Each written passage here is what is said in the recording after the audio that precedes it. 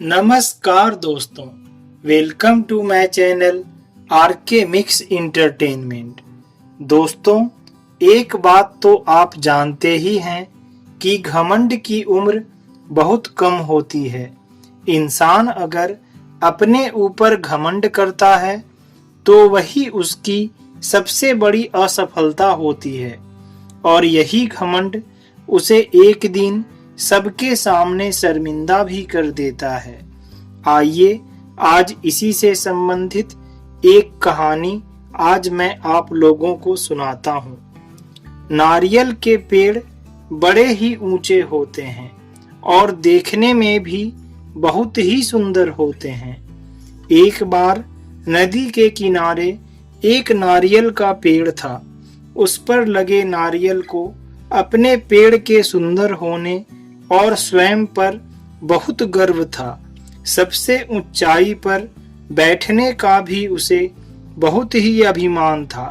इस कारण घमंड में चूर नारियल हमेशा ही नदी के पत्थर को तुच्छ पड़ा हुआ कहकर उसका हमेशा अपमान करता रहता। एक बार एक शिल्पकार जो पत्थरों को तराशने का काम करता था, उसकी नजर उस पत्थर पर पड़ गई। वह उसे वहीं तराशने के लिए लेकर बैठ गया और उस पर तरह तरह से प्रहार करने लगा। नारियल ने जब यह देखा तो उसे और अधिक आनंद आ गया। उसने कहा, ऐ पत्थर, तेरी भी क्या जिंदगी है। पहले उस नदी में पड़ा रहकर इधर उधर टकराया करता था और बाहर आने पर मनुष्य के पैरों तले रौंदा जाता था, और आज तो हद ही हो गई। ये शिल्पकार तुझ पर हर तरफ से प्रहार कर रहा है और तू यूं ही पड़ा देख रहा है। आखिर अपमान सहने की भी एक सीमा होती है। कैसी तुच्छ जिंदगी जी रहे हो तुम। मुझे देखो, कितने शान से इस ऊंचे वृक्ष पर बैठता हूँ। पत्थर ने उसकी सारी बातें सुनी, लेकिन उसकी बातों पर उसने ना तो ध्यान ही दिया और ना ही कोई जवाब दिया। ये सिलसिला प्रतिदिन यूं ही चलता रहा और नारियल रोज इसी तरह पत्थर को अपमानित करता रहा। कुछ दिनों बाद उस शिल्पकार ने पत्थर को तराशकर एक खूबसूरत शालिग्राम में परिवर्तित कर दिया और उसे पूर्ण आदर के साथ एक मंदिर में स्थापित कर दिया। अब पत्थर भगवान की प्रतिमा में बदल चुका था और भगवान की पूजा के लिए उसी नारियल को उनके चरणों में चढ़ाया गया। इस बार पत्थर ने नारियल से बोला, नारियल भाई, कष्ट सहकर मुझे जो जीवन मिला उसे ईश्वर की प्रतिमा का मान मिला।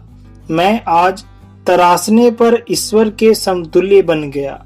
दोस्तों, एक बात हमेशा याद रखना कि जो सदैव अपना कर्म करते हैं, आदर के पात्र वे ही बनते हैं। लेकिन जो अहंकार या घमंड का भार लिए घूमते रहते हैं, उनको तो एक न एक दिन नीचे आकर गिरना ही है।